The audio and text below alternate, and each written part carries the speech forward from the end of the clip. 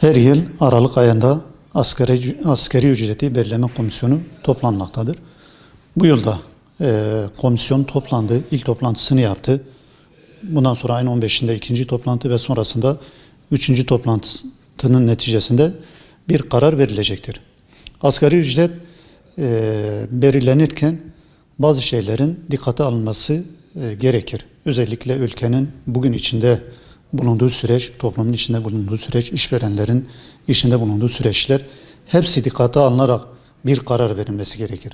Verilen kararın gerçekçi olması gerekir ve reelde bir karşılığının olması gerekir.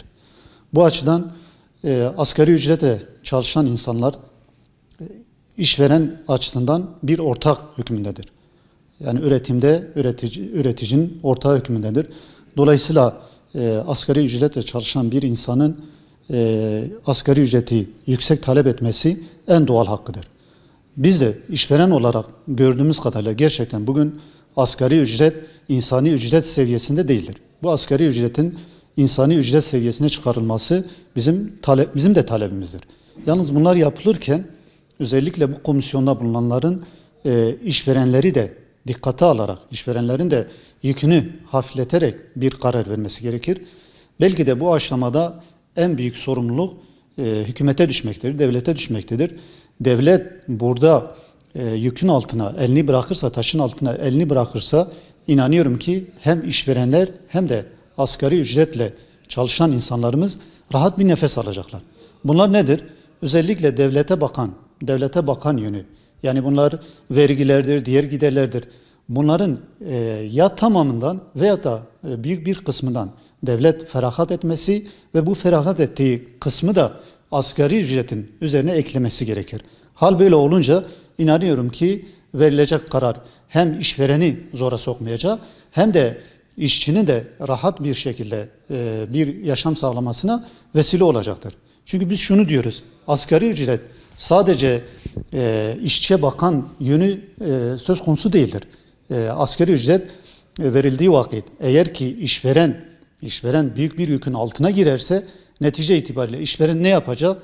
Ya işçi çıkaracak ya kepenk kapatacak veyahut da üretimi en alt seviye indirmiş olacak. Bu açıdan biz diyoruz ki bu komisyonda bulunan hem hükümeti temsilen hem işçileri hem de işverenleri temsilen orada bulunan komisyonun alacağı kararları bunu göz önünde bulundurarak her üç kesimi de mağdur etmeden bir karar vermeleri ve yaşanılabilir bir ücret belirlemelerini talep ediyoruz. İnşallah bu komisyonun alacağı karar, vereceği karar hem bizler için yani işverenler için hem işçi kardeşlerimiz için hem de hükümet için, devlet için hayırlı olacaktır. Şimdiden hayırlara vesile olsun.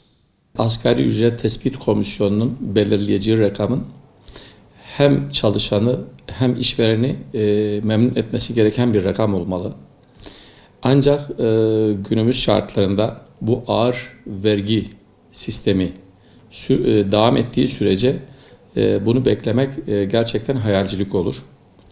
Tabii ki çalışanlar haklı olarak ailelerini geçindirebilecekleri, insanca yaşayabilecekleri bir asgari ücret beklentisi içindedirler. Fakat bu ücret yani kendi beklentilerinin karşılanması dediğim gibi bu vergi sistemi devam ettiği sürece mümkün görünmemektedir. Örnek verecek olursak 2020 asgari ücret brüt olarak 2.943 lira ama bir işverene maliyeti 3.458 liradır. Buna servis ve yemek de ilave ettiğimizde 4.000 gibi bir rakama tekabül ettiğini görüyoruz. Dolayısıyla burada hükümetten beklentilerimiz var. Vergi kalemlerinde işvereni rahatlatacak indirimlere gidilerek bu anlamda işverenin yükünün hafifletilmesini talep ediyoruz. Bu pandemi sürecinde piyasalardaki daralma ile döviz kurlarındaki ciddi artışlar işverenin yükünü daha da artırdığı gibi büyümenin de önüne geçtiğini görüyoruz. Tabii hükümetin üretimin ve sanayicinin önünü açmak ve desteklemek için de bazı teşvik paketlerini de bir an önce hayata geçirmelerini bekliyoruz.